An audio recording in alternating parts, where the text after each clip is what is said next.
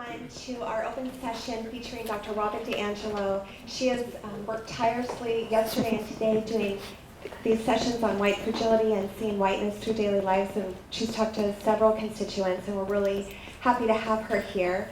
And a couple of things that we want to let you know about the assessment. You have Post-it notes on your chairs. If you have a comment or even a question that doesn't get to be answered, there's newsprint posted on the back. You can just post it on there. We'll collect those. Also, there's a clipboard going around that you can put your name and email on, and I'll send you a link to an online survey, and also there's paper surveys if people prefer paper that will be in the back. So now let's get to the good stuff. So Dr. Robin DiAngelo is a former Associate Professor of Education. She's a two-time winner of the Student's Choice Award for Educator of the Year. Her scholarship is in white, racial identity, and race relations. In addition to her academic work, Dr. DiAngelo has extensive experience as a workplace consultant in issues of race relations and racial justice. She was appointed to co-design, develop, and deliver the City of Seattle's Race and Social Justice Initiative. She has numerous publications and just completed the second edition of her book, What Does It Mean to Be White? Developing White Racial Literacy. Her work on white fragility has been featured in Alternate, Salon.com, NPR, and Color Lines. Let's welcome Robin.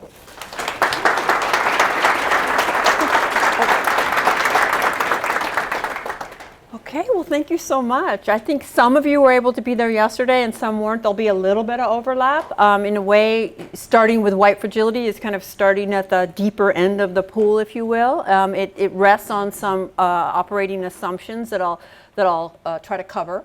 But before I begin, I would like to position myself as white. So I am white. Check it out. And I am speaking from the white perspective. I do have a white frame of reference. I have a white worldview, and I have a white experience. I'm always moving through this particular world and this particular society from that position, but I want to be really explicit that that is the position I'm speaking from today, and I'm primarily speaking to other white people. For as long as we've been studying race, we have tended to study them, and for as long as we've been doing that, they have said, why don't you look at yourselves? You are our problem. And finally, in the early 80s, late 90s, white scholars began to take up that call. And so that I'm going to put the lens on us. This can also be useful, however, for people of color, because I'm going to name and admit to things that white people will rarely ever name or admit to. That can help with the crazy making. And nobody gets good information on how race and racism works. You know, people of color from an early age have to figure it out, kind of have to know my reality as well as their own, where I don't have to know people of color's reality. But still, you may not, have a frame to really think about how all of this works. So hopefully it's useful for everybody. As an insider to whiteness, I do have some knowledge of it that people of color can't have. But if people of color have an awareness of whiteness I will never have. And what I'm able to say to you today is the result of two key things that I want to point out. One is the myriad brilliant and patient mentors of color who guided me and pushed me and got me to where I am. But also the very fact that I'm white is going to have you hear me differently.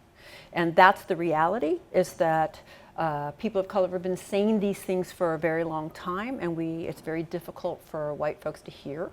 And that we can hear it better when it's from another white person. That invokes the master's tools dilemma, which is Audre Lorde's beautiful quote that the master's tools will never dismantle the master's house. So how do you challenge a system using the tools of the system? And I want to acknowledge that as I stand up here with some authority and expertise on whiteness, I am also simultaneously reinforcing whiteness.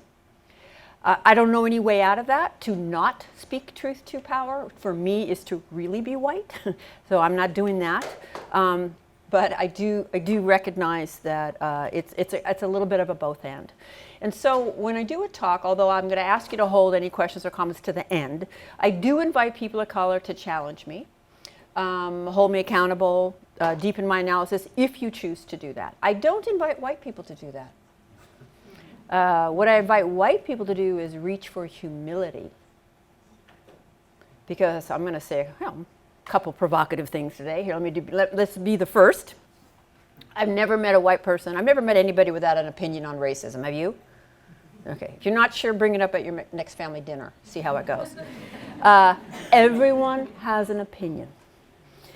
But if you are white, of course you have an opinion. It's probably a very emotional opinion. But if you have not devoted years of sustained study, focus, and struggle on this topic, your opinion is necessarily limited, misinformed, and I'm just going to say ignorant. Now, how could I say such a thing when I don't know you? I don't know where you've been. I don't know who's in your family. I don't know your experiences.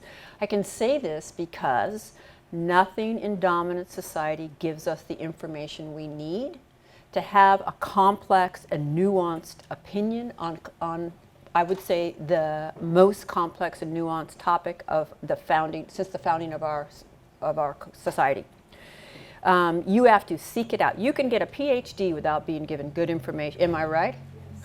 Without being given information at all on racism.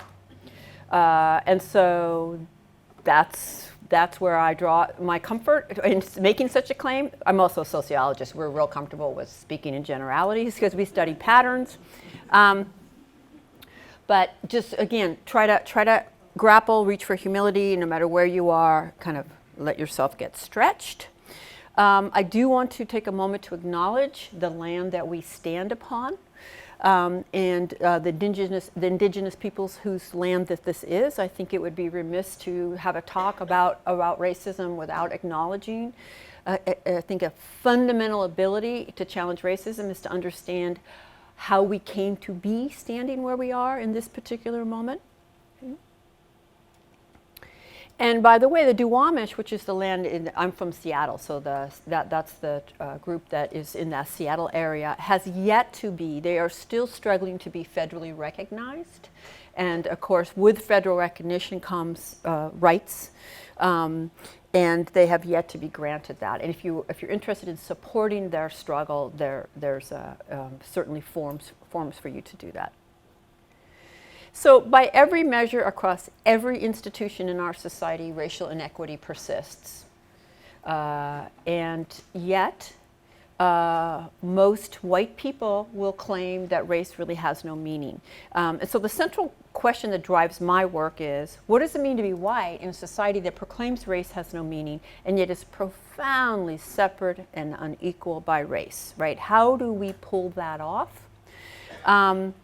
We've pulled it off in different ways across different eras. Let's look at today's dominant racial narrative. And this comes from one of my students, a future teacher, junior and senior in university, ready to go forth and teach in public schools where I used to teach out in Massachusetts, that were 57% Black and Latino. And we were in a 98% white teacher education program that was 10 miles away. And first day of class, I'd have them write me an essay, anonymous essay on how, what messages they've gotten about race and how it shaped their life. This is representative of the hundreds that I have. My neighborhood growing up was not racially diverse at all. Every family in my neighborhood was also Caucasian. Throughout my time in school, I've continually been taught that skin does not matter. Do you recognize that narrative? Okay. This is the dominant narrative. This is the young people that are less racist than the old people. By the way, I do not believe that young people are less racist. It just looks different. Looks like that. And there's a major contradiction right here in this 3 sentences, which, by the way, was all that student could be bothered to write, future teacher, which is if race doesn't matter, why are we so separate? And a question that comes up for me is, how do we get taught that skin doesn't matter in segregation? I would argue we weren't taught that skin doesn't matter. We were told, but we weren't taught that. So this is what we're up against, right? This is Eduardo Bonillo Silva's book, Racism Without Racists. Gosh, there's no more racists anymore, but we still have racial inequity. All right. So racism is a system, right? It encompasses everything. It's deeply embedded across all institutions. and the very fabric of our society, and it maintains an unequal distribution of resources between white people and people of color overall, with white people as the beneficiaries of that distribution. This is counter to the dominant definition of racism, which is simply racism is racial prejudice that anyone across any race can have, right? A social scientific understanding is that it is a system of institutionalized power and legal authority so that the dominant group that controls those institutions can infuse and embed their prejudice across the entire society. Okay. And if you were in my earlier, I kind of give some nice examples to illustrate this, but I'm trying to get to a different place today. So Marilyn Fry has the metaphor of a bird cage, which I find to be beautiful and useful in countering this idea that racism is individual prejudice, which anybody can have. And of course, if I tell you I don't have it, then I'm good to go, right? We're done. So she says oppression is like a bird cage. If you put your face right up to that cage, you take a micro or myopic view of the bird, right? You're not going to see the bars at all, right? Just maybe a little bit in your peripheral vision. And you're gonna say, what's the problem, right? The little door is open. Why doesn't the bird just fly away, right? Why don't they just do this, that, or the other thing? Because again, micro-myopic view. But if you step back, you'll begin to see these bars, and then these bars, and then these bars, and you begin to see an interlocking web or network of barriers. While it doesn't make it impossible for that bird to fly away, makes it unlikely. We're going to be able to predict, as we can, the likelihood of that bird getting out of that cage. And certainly the barriers that bird has to navigate in order to do it that a bird outside the cage does not navigate. So let's look at what some of those are.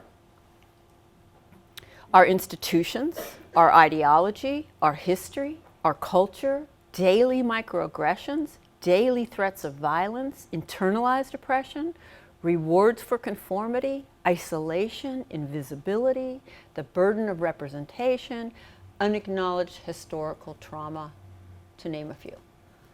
And I think any student, faculty, or administrator, staff member of color on this campus can probably relate to isolation, burden of representation, rewards for conformity. Okay. So essentially the psychic load of race is being carried by people of color, right? So I think that the most brilliant adaptation of racism post-civil rights is that you make racism bad, which seems like a positive thing, right? Oh, racism's now bad. It didn't used to be bad for white people to be racist.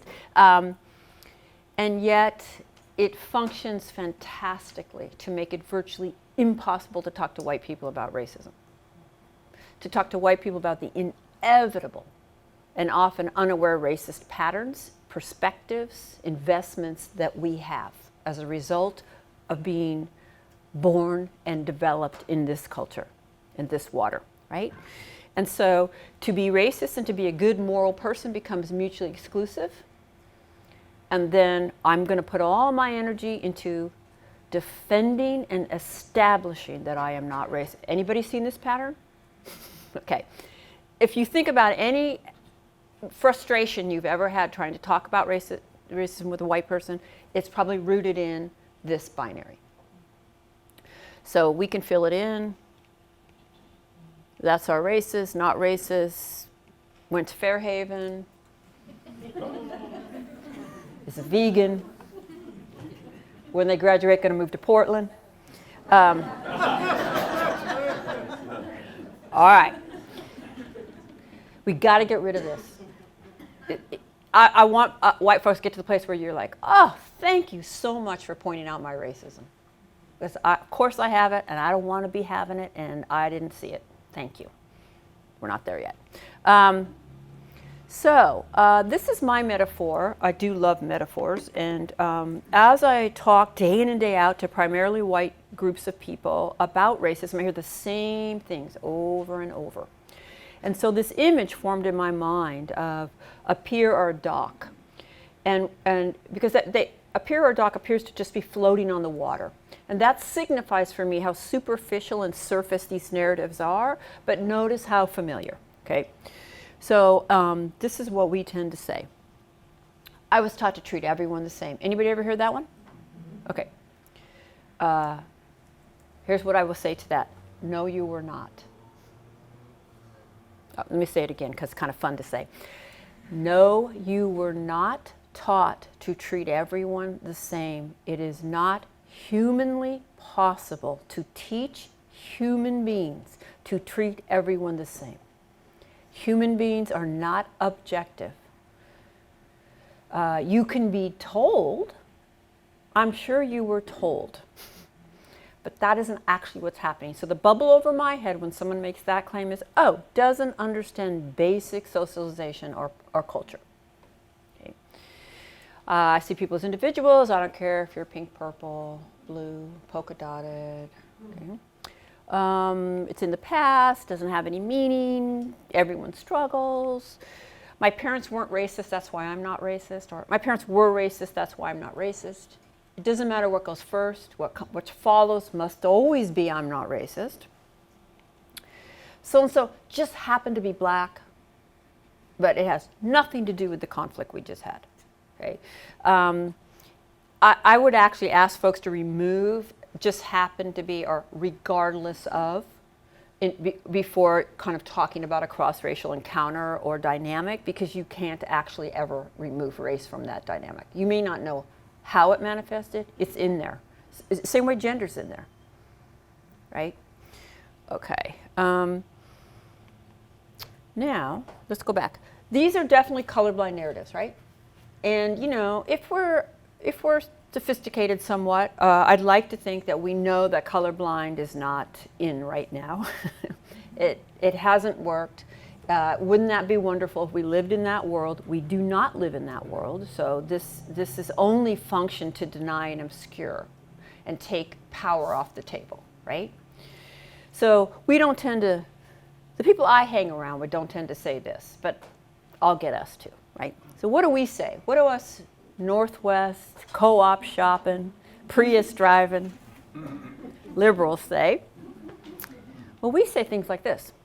Oh, I work in a very diverse environment. I have people of color in my family. So let me just ask you, how many of you in a conversation with a white person have heard some version of that? Okay, so look at it. See how familiar this is, right? So let's unpack it, right? Because this is part of what being able to kind of change the conditioning is to be able to kind of go below the surface. So someone who makes these claims in a conversation of racism, a white person who does this, is basically giving you their evidence, right? This is my evidence. What is it my evidence of in my mind?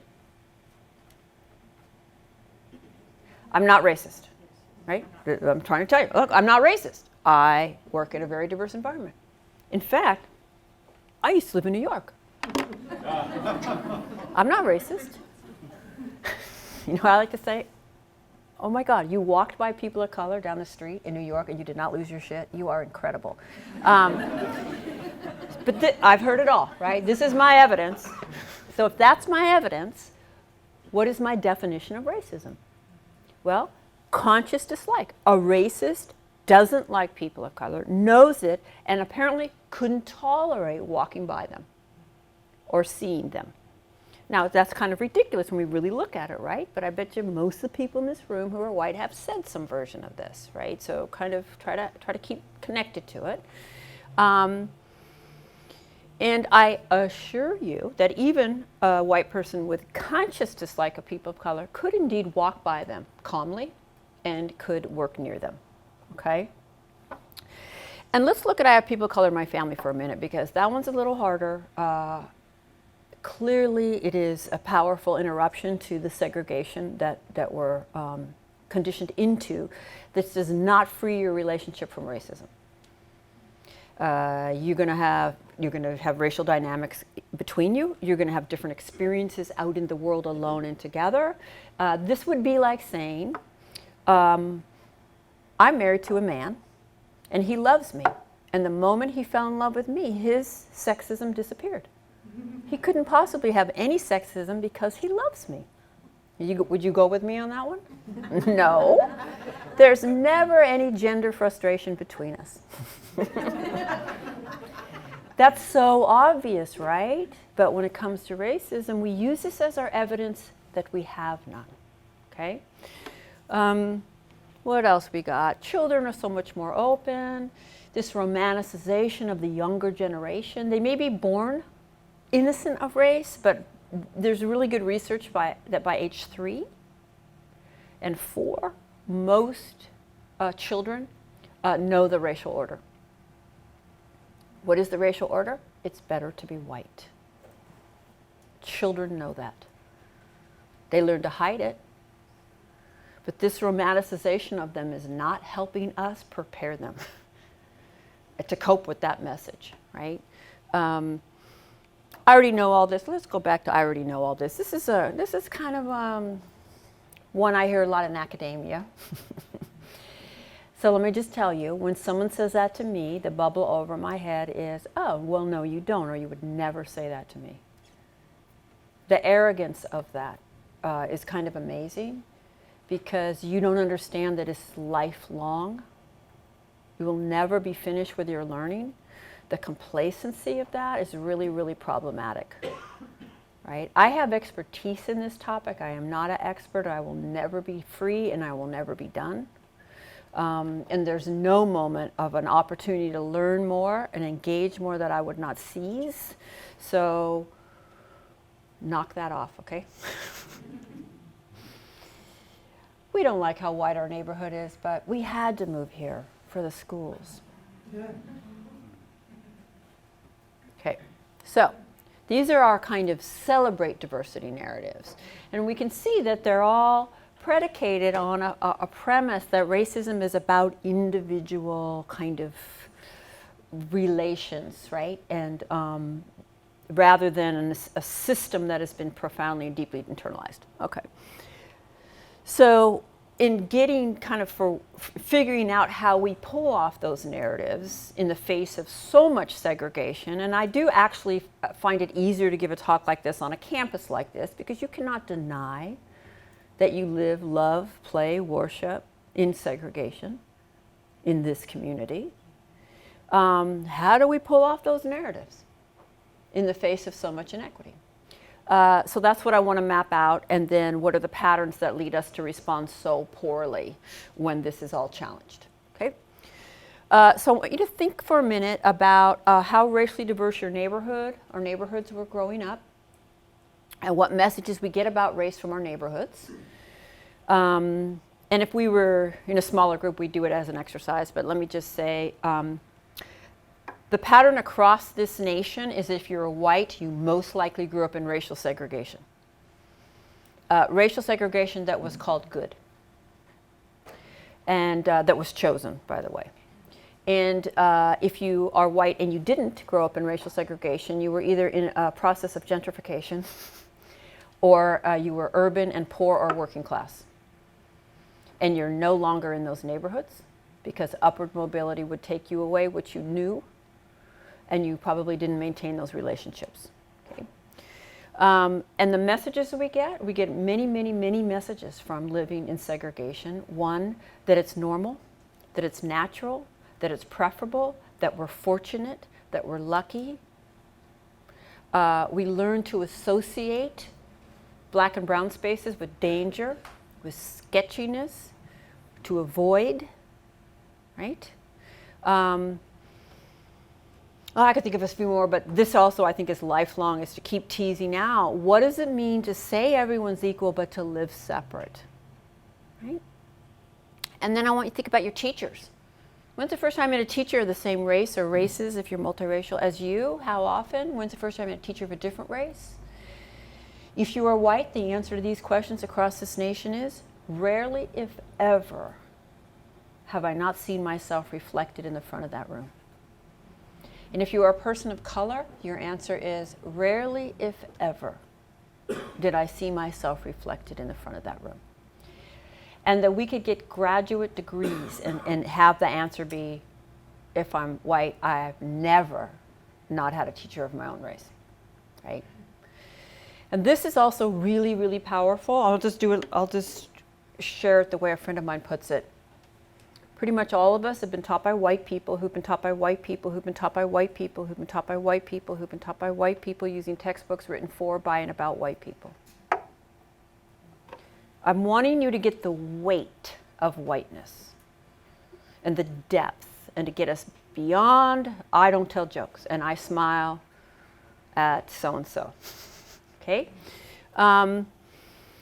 And these teachers, and by the way, the teaching force is 83 to 93% white nationwide. It is getting whiter, not less. And schools are almost back to pre-Brown versus Board of Education levels of segregation. And these white teachers are no more or less racist than any other group of white people, but they're in a powerful position. Because where are we left to get our understandings of people of color, given that we live in segregation and that we learn from people who've also lived in segregation? We get them from profoundly problematic sources, right? But now I'm in the position to determine who's smart, who's well-behaved, who should be punished for what, and what we have is the school-to-prison pipeline. And it's empirically measured, the disparity in those assessments. And that is one thread in one institution. Every institution is working together, right? We're not even talking about the curriculum. We're not talking about the tests. We're not talking about the way we set schools up. We're not talking about the way we fund schools. We're just talking about the teaching force. Okay. So I do like to show images that capture different concepts. This is mine to capture this concept. This is the College Jeopardy Champion Playoffs. These are our best and brightest, certified as educated by our institutions of higher learning, and that's the board at the end of their round, the grand champion round. And you can see that there's a category not one of those super smart kids touched, because that was obviously the hardest one, right? Nobody wanted to lose.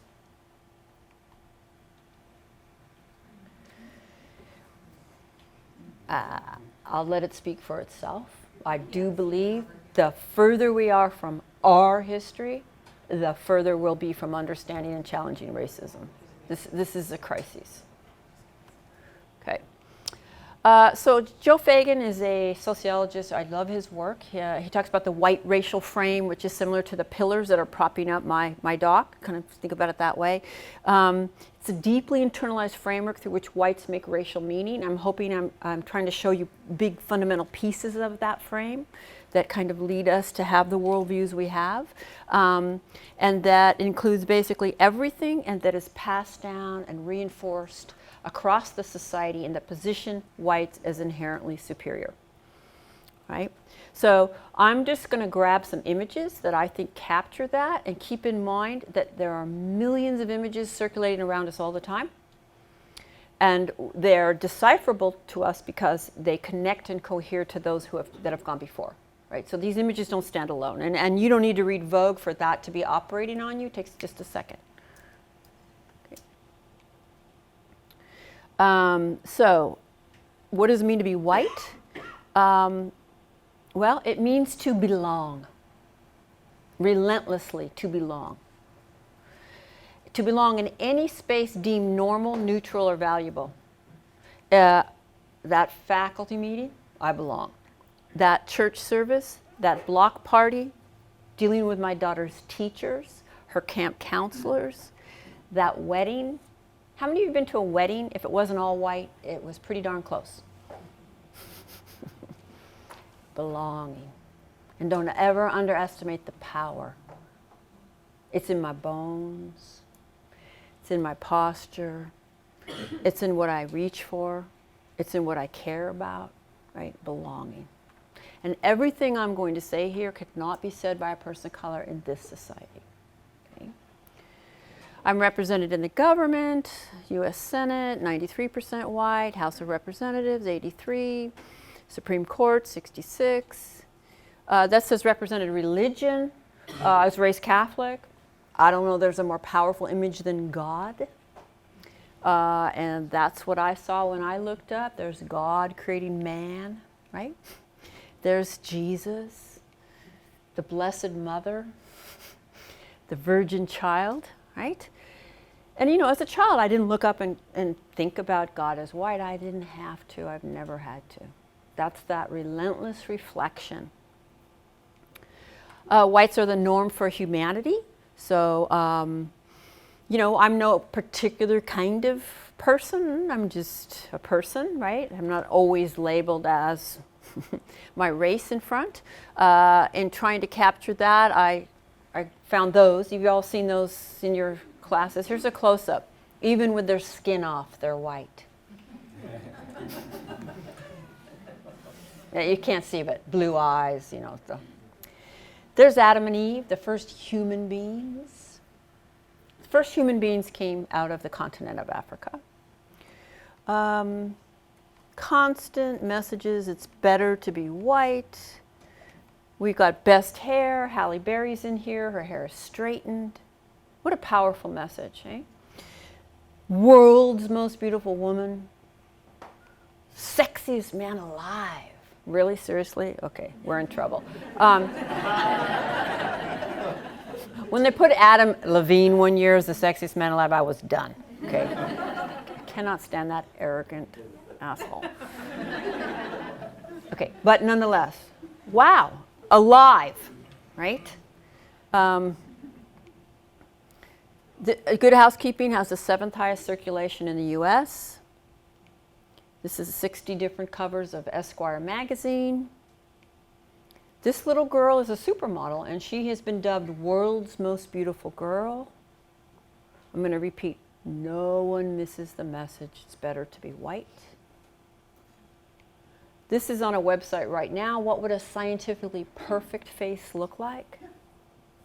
And I don't know if I put the next one in. I will apologize for it. No, I took it out. It ran in 2011 Psychology Today. Why are black women less attractive than other women? That's the headline of the article, as if this was a scientific fact, right? I was racially affirmed throughout my childhood, and I'm using images from today so that we can't deny that it's my generation. You get how big this is, how it's been exported worldwide. This is the Gap ad that just came out. Just take it in. Just take in the positions, the facial expressions. If you were in my earlier presentation, I could just show you so many of these, right?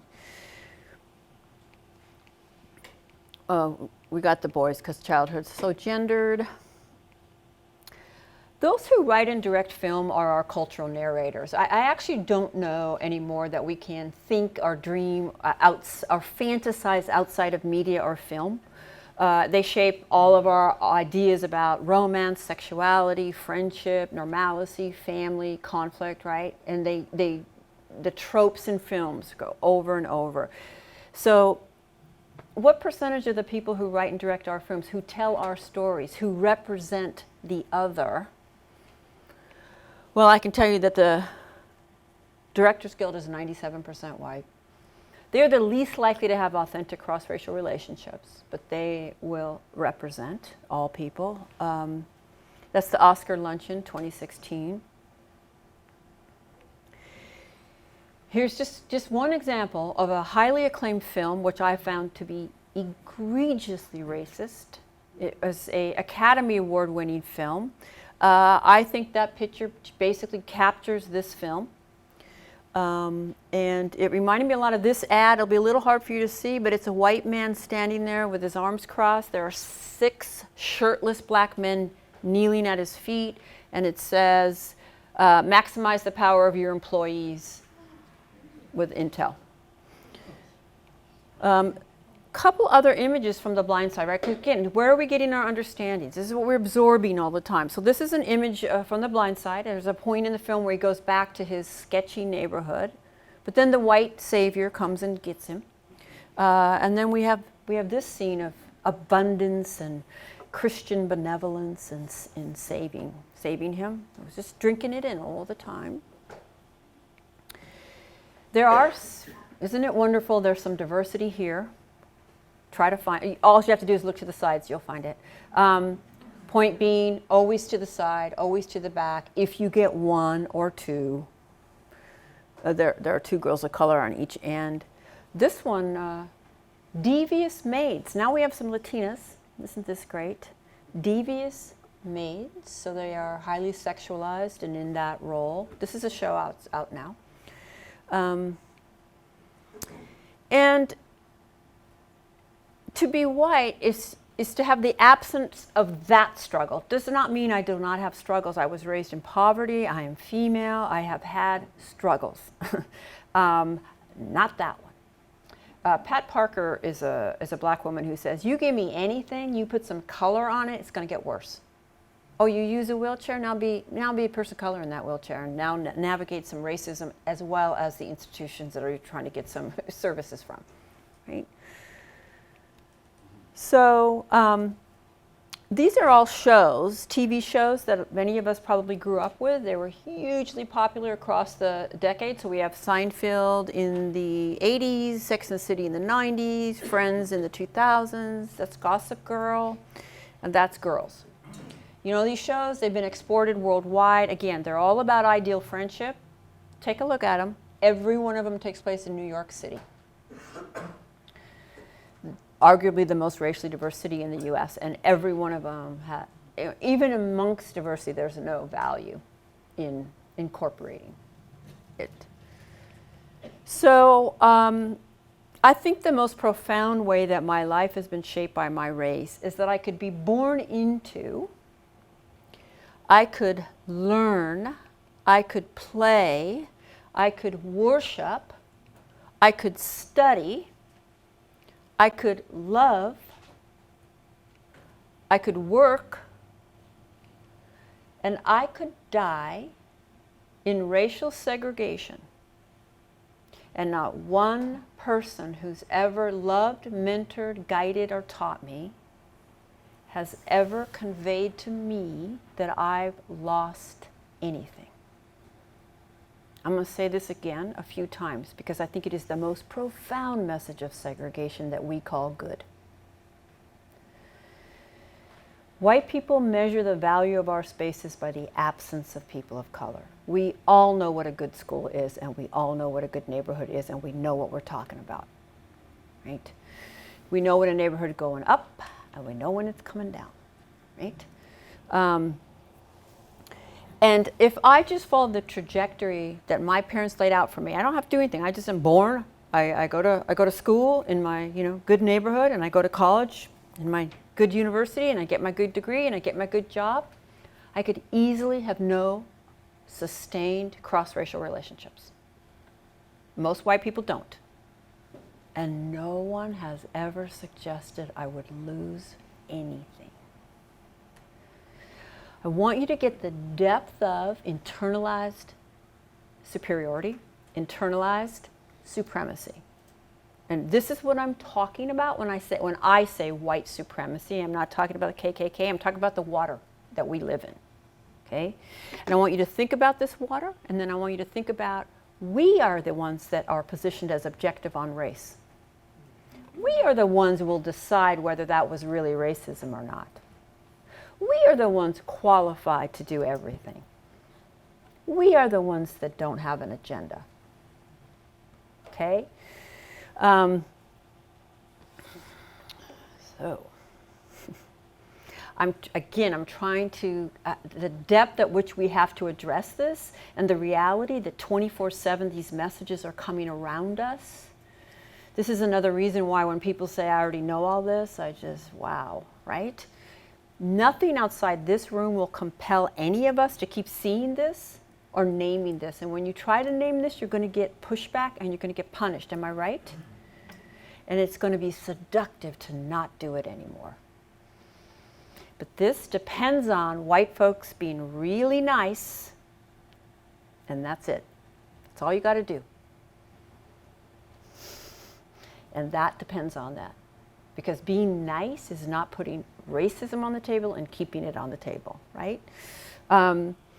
So I think the key linchpins of racism today are this good-bad binary, individualism, this idea we could be exempt from all of this is because we choose to be or think we are.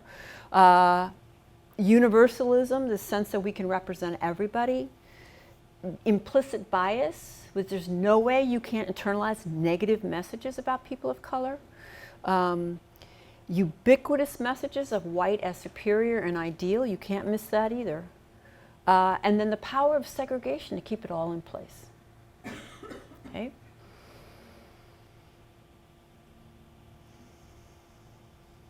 So, this sets up some patterns.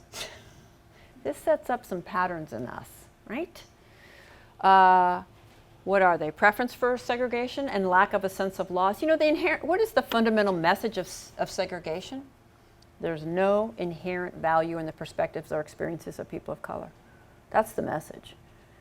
And so you see it coming out when we respond to the perspectives of people of color, if we are in the rare position of being able to get those, right? Lack of understanding what racism is, seeing ourselves as individuals, not understanding we bring our group's history with us. History matters. No, I won't grant you the benefit of the doubt. Why don't you earn my trust? Cross race, right? Assuming everyone is having our experience. What a lovely, welcoming community Bellingham is. I'll just leave it at that. From whose perspective, right? I feel like I need to say that I think the most hostile, toxic environment for people of color day in and day out is unexamined whiteness. All of this socialization sets us up to be a certain way around race that makes it really, really hard on people of color. Apathetic, defensive, scared, guilty, right? Lack of humility, unwillingness to listen, lack of an authentic interest in people of color's perspectives. And we like them if they affirm us, but if they challenge us, we don't want them.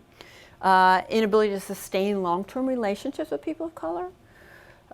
Believing we can be exempt from all of this because we've got good intentions or we marched in the 60s. I have to take that one on.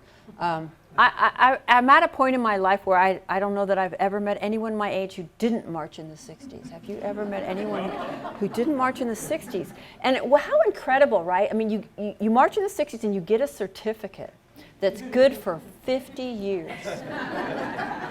You know, you walked alongside some people of color and it doesn't have to be recertified. There's no new test. There's been no evolution in our... That'd be like being a feminist from the 60s and then saying, oh, I know all about feminism and trying to engage with someone who does gender studies. There's evolution in our understanding, wanting to jump over the hard personal work and get to solutions, right? Confusing not agreeing with not understanding. In our arrogance, we will just insist, no, I disagree.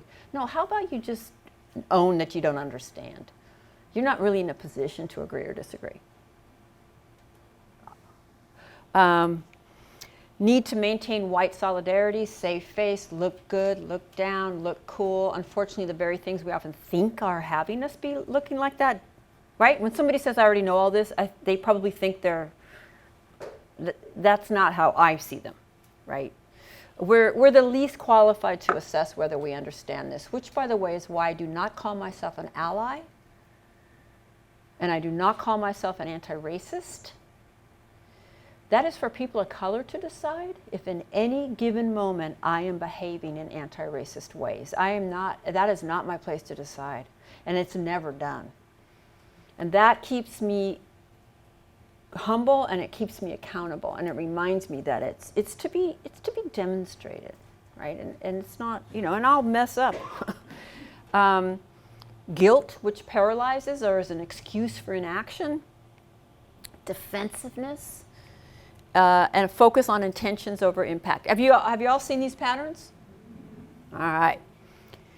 So this leads to what I call white fragility, which is the inability to tolerate any challenge to our worldview, our positions, and to all that I, of course, have come to see that I am entitled to, including I am entitled to be racially comfortable. And if I'm not racially comfortable, you did something wrong. Of course, what I would say is, if I keep you comfortable, I did not do a good job. because the status quo is comfortable. I don't want to reinforce the status quo. But this just inability to like tolerate it, and it throws us off our racial equilibrium. And then we must get that equilibrium back, and we will do whatever it takes to get it back, right?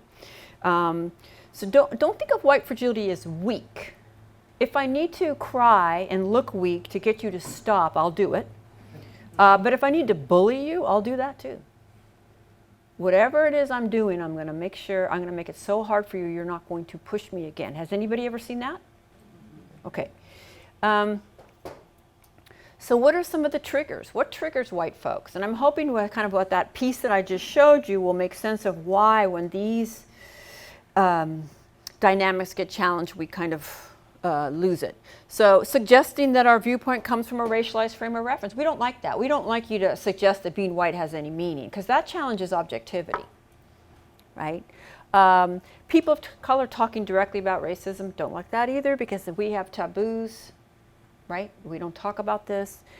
People of color choosing not to protect our feelings and just coming right out and saying what they think or feel, that is a challenge to my expectations that you will keep me comfortable.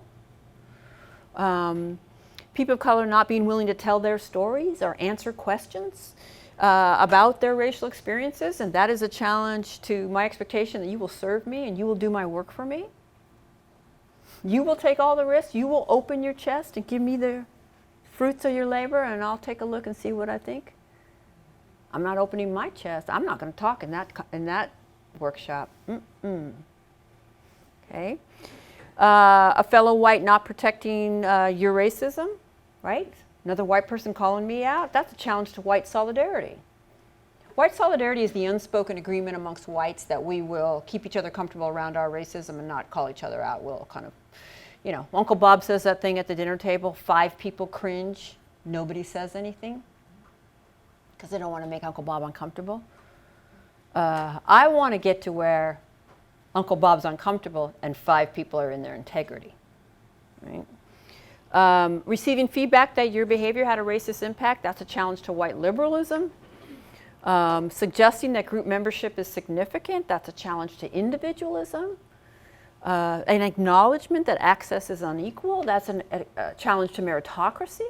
What? I worked for what I have, right?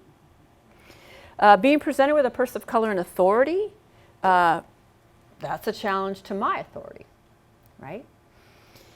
And being presented with information about other racial groups through, for example, movies or required courses in multicultural education, or having to take that workshop, or having to require your students to come to a talk like this because they don't really want to, they're not going to want to go either. You know, all the ways where white centrality.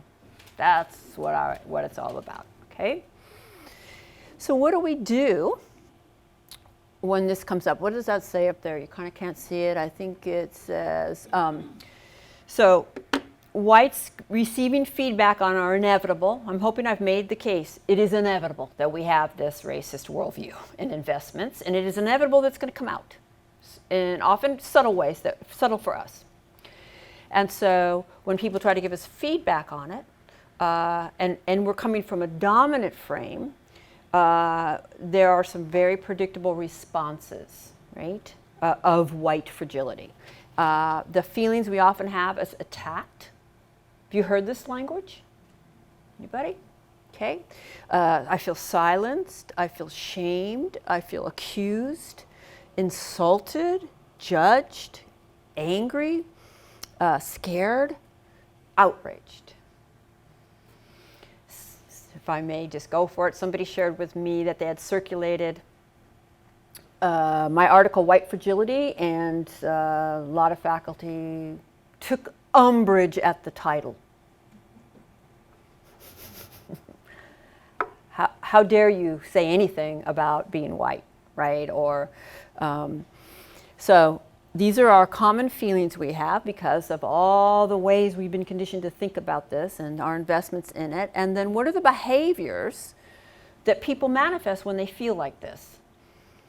Well, we cry, we withdraw, we silence, we go into silence, we argue, deny, focus on our intentions. We seek forgiveness or absolution. We avoid the person, we avoid the situation. We're going to explain, let me explain to you why that wasn't really racism. And we're going to insist that there was a misunderstanding because it wouldn't be possible for me to have said or done anything racist, so you must have misunderstood. Okay? So what are the claims we make when we're feeling and behaving these ways? I know people of color, I marched in the 60s, I took this in college, the real oppression is class, you don't know me, you're generalizing, that's just your opinion, how dare you assume I would be racist? You're playing the race card. Tim Weiss likens the race card to about the two of diamonds for as much as it gets people of color anywhere with white people. I would say this is our race card, big dime. Whatever the ace of something really high is, this would be ours. If I say the wrong thing, I'll get fired. You know, I do like to say, if white people got fired for saying one little innocent wrong thing, people of color would have access to all the jobs they've ever been qualified for.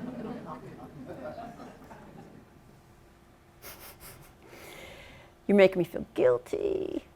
Some people just find offense where there is none. You hurt my feelings. You misunderstood me. I don't feel safe. So this is what I like to ask white folks. What does safety mean from a position of social, historical, cultural, and institutional power and privilege? What is it you need to feel safe in a discussion of racism? This narrative, which is another very precious, right? As soon as I invoke individualism, you need to back off because, you know, individualism is very cherished. As soon as I invoke safety, well, that would be terrible to have someone feel unsafe. I think this narrative perverts the true direction of violence.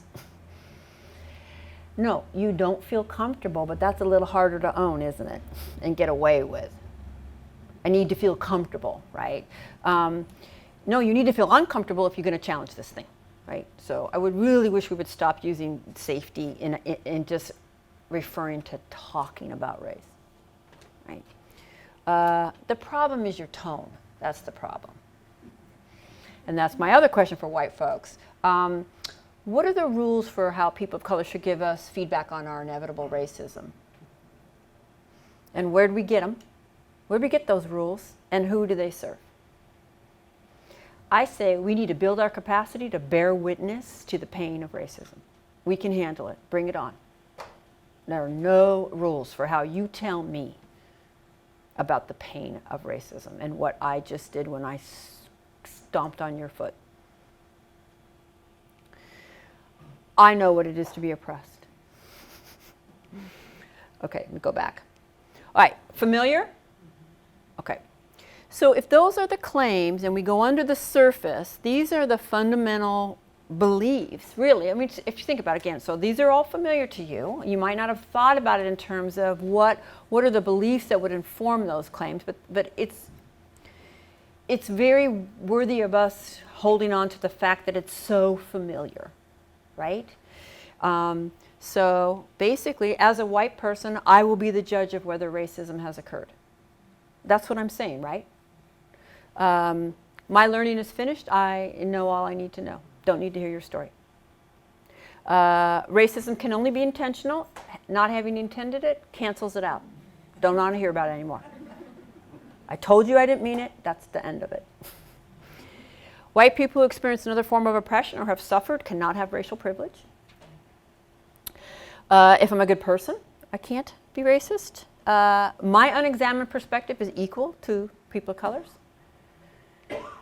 I'm entitled to remain comfortable. As a white person, I know the best way to challenge racism, and you didn't do it right. If you knew me or understood me, you'd know I can't be racist. So let me give you a little more evidence about the neighborhood I grew in, or that I used to live in Hawaii, or that I was in the military, right? If I can't see it, it's not legitimate. So keep working. If I have friends of color, I can't be racist. My worldview is objective, yours isn't. And, okay.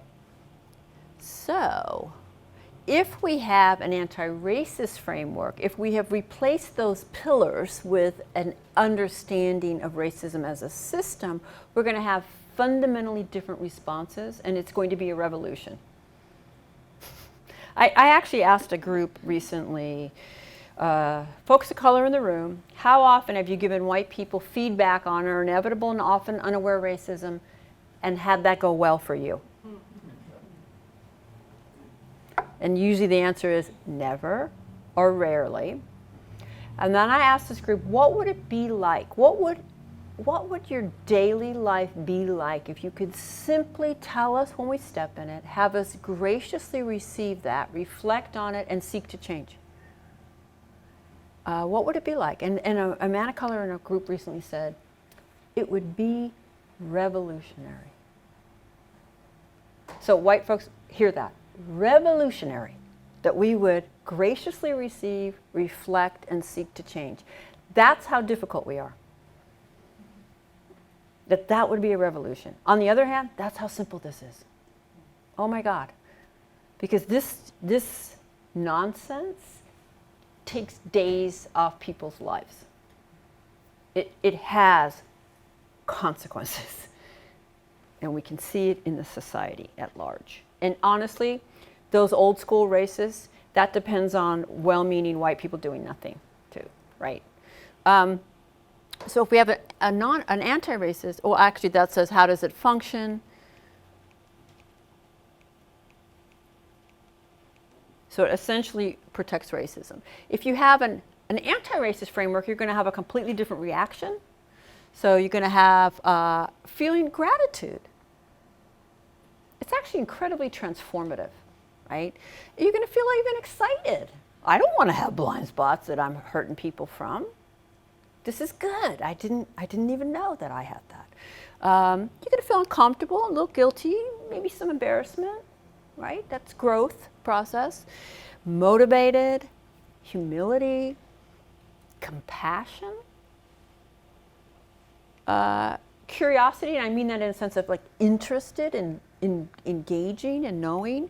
And then the behaviors that come from that are reflection, apology. God, I have so many incidences that blow up could have been gone so differently, so simply, right? Listening, processing, seeking to understand, but not depending on understanding in order to validate. Engaging, staying engaged, and grappling, and believing. Okay? So what I want to do in ending, these are the claims, that we would make if we had an anti-racist framework and we got feedback. And I need to say, because this will probably come up, yes, it's great when people of color give us feedback, but we cannot depend on that or wait for that. It's very difficult to do across power, and because there's such a history of harm, it's a huge risk for people of color. So we need to also hold ourselves accountable and have another white to white. Okay. You're going to have, I don't know, maybe not everybody can see this, so I'll go ahead and read it. It's my responsibility to risk defensiveness. Stepping in, it's inevitable. It's personal, but it's not strictly personal. There's no right way to do this. It's hard to do. I'm going to focus on the message, not the messenger.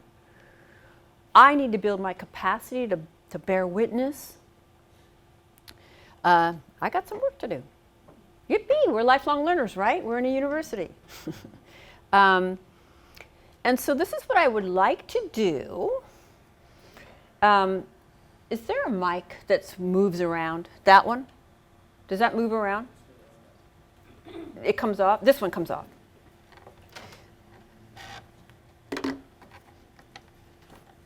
Is there some? There we go. There we go. Start with you. Don't worry, it'll be all right. You just have to read something.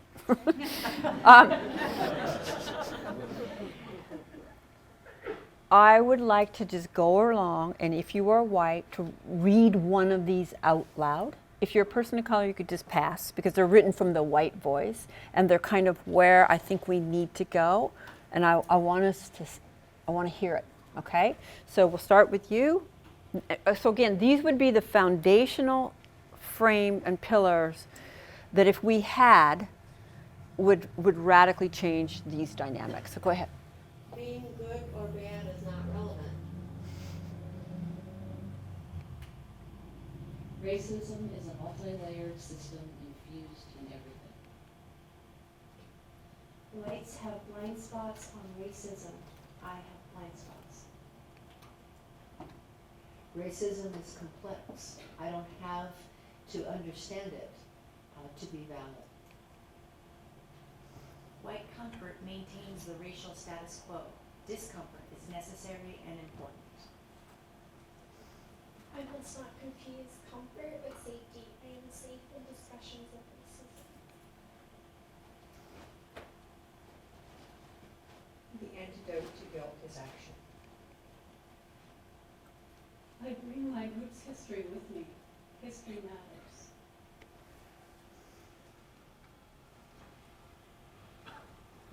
The question is not if, but how. Whites are unconsciously invested in racism. I am unconsciously invested in racism. Bias is implicit, unconscious. I don't expect to be aware of mine without a lot of ongoing effort. Feedback from people of color indicates that. Trust. I'm sorry.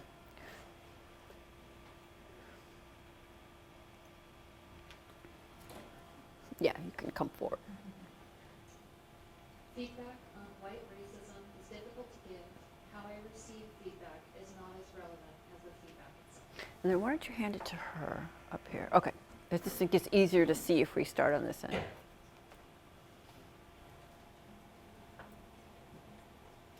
you see? Can you see the speech? You take courage to lead other whites in this work. How can I support those that do? Given socialization, it is more likely that I am the one who doesn't understand the issue. Racism hurts, even kills people of color 24/7. Interrupting it is more important than my feelings, ego, or self-image. Thank you. Can you imagine if that was true? It's fake it till you make it. Okay, that's where we want to go. And while this is operating on the personal level, obviously, if you had that framework, it would be on the table in all your decisions. You would look at your policies and practices. You would change the institution. I do see these things as connected. It's not all interpersonal, right? And when people ask me what to do, what I will say is whatever it takes to get there. That's what there is for you to do. And this functions essentially to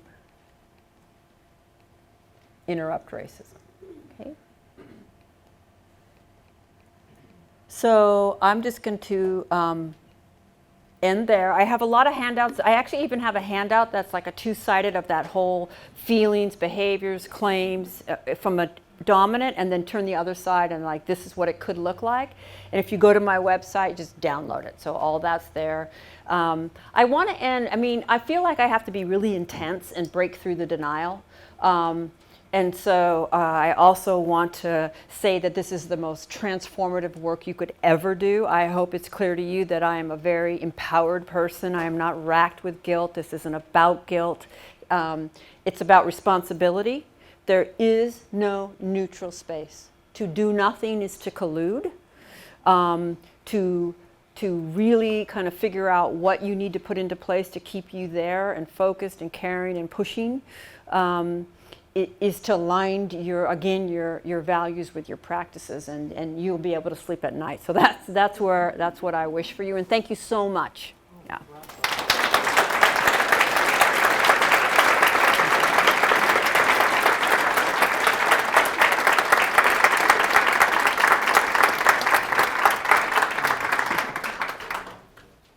What's our time like? Do you want time for questions? Yeah.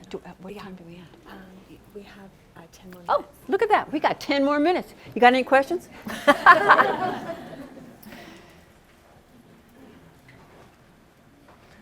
Well, that's your racism right there. No.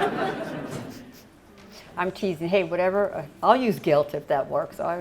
Yeah, go ahead. Yep. I'm constantly, I have a daughter, so I'm constantly thinking about raising my child. How do you start talking about this? What are you going to do matter when she's 4? Yeah. So the conversation's going to change as she gets older. Yeah. Well, and just do know that by 4, she's probably internalized some messages. There is, and this is hard when you're a parent, there is no free space, no space free of it. I always think about it as gender socialization. You may be just determined not to do the gender binary. Good luck dealing with your relatives and Target and, excuse me, I shouldn't say Target, they're funding this talk. A toy aisle in any generic store. Right, okay. Always and from the beginning in whatever way is most appropriate. And there are many, many resources for parents around that. Yeah, so I'll just leave that. Yeah. I just want to thank you because I feel like you approached this with a foundation. Oh. You provided us with a foundation to say, be curious, be open, admit you don't know this, and then of course presenting it. So, I mean, we just can't deny it. Thank you so much. So I really appreciate the framework that you gave us, and it's a foundation for us to move forward in whatever issues come up. Yeah. So thank you. Well, yes, thank you. This is hard. It's not as hard as it would be if I was a person of color, but it's still hard, and I appreciate that. And yes, this is designed to be undeniable. And yet, think about it. I didn't go with some deep research statistics or it's really also in front of us. I think one of the things that makes us so crazy making for people of color is we're kind of crazy made inside, right? So on the one hand, we really are taught not to see this. I'm sure people of color sometimes are like, I just don't believe white people don't see this. That's how I feel when men say, oh, I've never really thought about us living in patriarchy. And I'm just like, you're shitting me, right? How can you, what? Like, on the one hand, and the second hand is like, that terrifies me. How could you be a man and not know? Okay, so anyway, I had to do that for a minute there. But we really are taught not to see it. So it's a kind of willful ignorance and an aggressive ignorance, and we're given punishment in different ways when we try, but there does kind of get to be this obliviousness. And on the other hand, we know. We do know, right? But we can't admit it. We could never admit that because that would mean we were bad. And so this just makes us really difficult around this stuff. And so that's why I think it's really powerful to change those ideologies. But anyway, thank you very much. Oh, yeah. How would you, what advice would you give somebody who, as a white person, when you try to call another white person out, and you're met with anger? I have a really hard time I can't think straight anymore, and I get angry, and it's like, what? Yeah.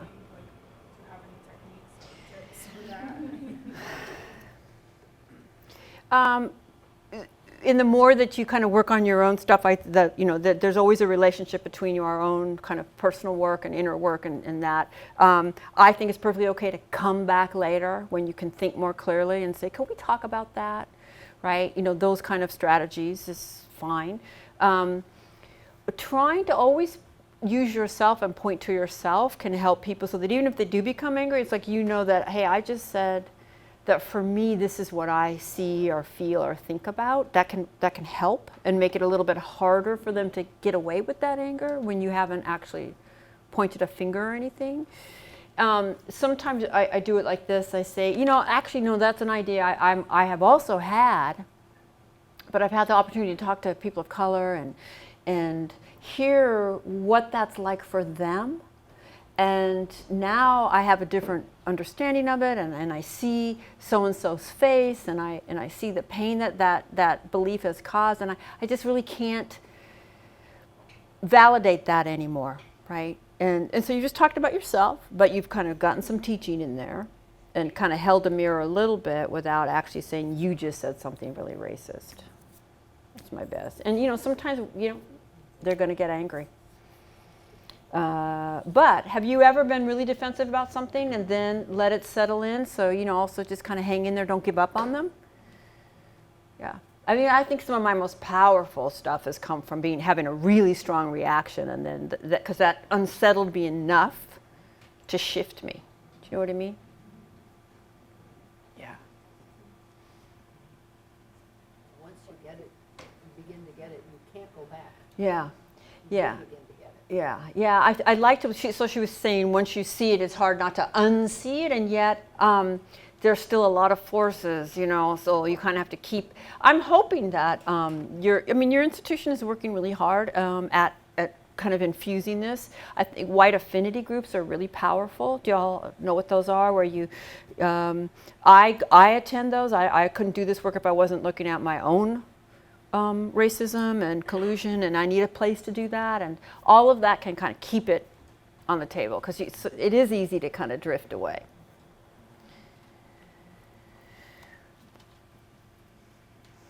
Yeah. Oh, look, there's two. Okay, over here and then over there. So, how do you deal with the calling out aspect when it gets to your family? Because it's easier to do with a stranger or a classmate, but I have to see my family all the time. Yeah, okay, so if I'm going to just offer, you give me an opportunity to make a wider point, but just to notice that we often want to know, how do I tell someone else about their racism? And so I would ask you, well, how would I tell you about yours? Right? And just to kind of watch that pull to kind of always be thinking about theirs, not our own. And yeah, family's really hard. So that, that's all I got to say about that. I told you about my sister and I, and that was not the most productive. But okay. Oh, she had her hand. So this is a conundrum that I keep coming back to. So we're a campus that's experiencing the segregation that you're talking about, and I'm a beneficiary of it, and I'm a perpetuator of it as a sociology professor. And I very much try to play the role a little bit of what you're doing much better than I can do in my classes. And in the same way, I'm speaking to the white students, but a percentage, and a very small percentage of those students aren't white. And here we are trying to work on justice as we're doing this injustice. And it's just, I'm really stuck on, I guess, I can get why people of color wouldn't come here, and yet we're not, and I wouldn't necessarily even encourage them to come here. What's in it for them? And yet at the same time, I'm not going to quit my job. Maybe that's the answer. And just how do we work through, we have so far to go. Yeah. And we have so far to take white people, including myself, to get there, that feels like an important teaching, and yet at the same time, what are we supposed to do in the meantime for those? Yeah, well, And I even feel like, is that condescending to even ask that question? So I'm really, that's a difficulty that I'm always stuck in. Well, my thoughts, you want to speak to it? Well, as a personal Yeah. I believe that in my experience, white people have a really hard time giving up their power, privilege, and wealth. And at the end of the day, it doesn't matter how much we talk about it, if you admit their racism and admit how they benefit, until you're able to actually give those three pillars up, nothing will change. Yeah, and it's like until the revolution comes, this is what we have to deal with. The white people control the institutions. But I would like to believe, and I've certainly heard from people of color, that there are some white people who you feel are allies, that have your back, that truly have your back, not just, here's a common white move. Oh, I know I'm taking up a lot of space. And then we just continue taking up a lot of space. So I know I have privilege, and then now I've named it and I can continue to carry on, right? But there usually are some, and then you grow that, right? There's research that shows that white teachers can be really effective supports and advocates for students of color. The key is that it doesn't come naturally, right? It's not because they're nice and all of that, but there's the deep sense of understanding of how oppression works. Students of color do better when they're given a critical analysis of how society works, because what we give them now is there must be something wrong with you because nothing's going on. So there's a lot of ways where we can make a difference. given here's where we are, so let's change the water. Let's open up space that people can have these conversations. I can tell you as a result of this work, here's a few claims I can make as a result of this work. I do less harm to people of color than I used to do. That's not a small claim.